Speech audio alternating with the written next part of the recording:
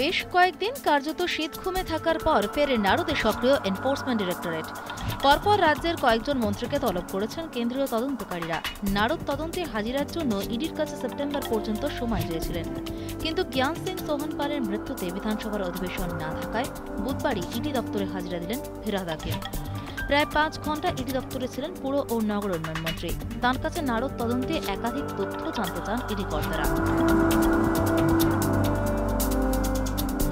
ফিরহাদ হাকিমের কাছে ইডির প্রশ্ন ছিল 2014 দোসরা মে স্টিং অপারেশন। ওই দিনই মন্ত্রীর সঙ্গে কথা হয় ম্যাথু স্যামুয়েলের। মন্ত্রীর কথায় তাঁর এক অনুগামীকে 5 লক্ষ টাকা দেন।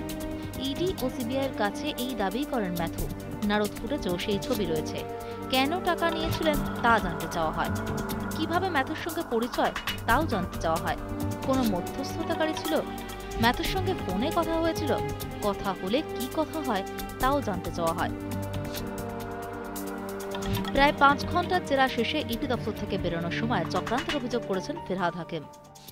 স্পষ্ট করে বলি, আমি কোনো অনৈতিক কাজের সাথে জীবনে কোনোদিন যুক্ত হইনি এবং কোনোদিন অনৈতিক কাজের সাথে যুক্ত হব না, কিন্তু একটা বড় চক্রান্তের শিকার আমরা হয়েছি। তাই আমার পূর্ণ বিশ্বাস আছে আমাদের বিচার ব্যবস্থার উপরে।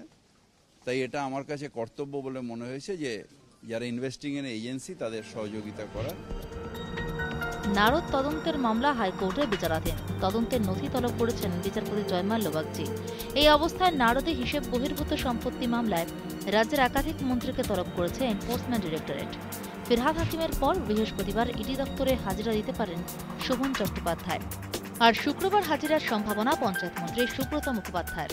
Bureau report, ETV news Bangla.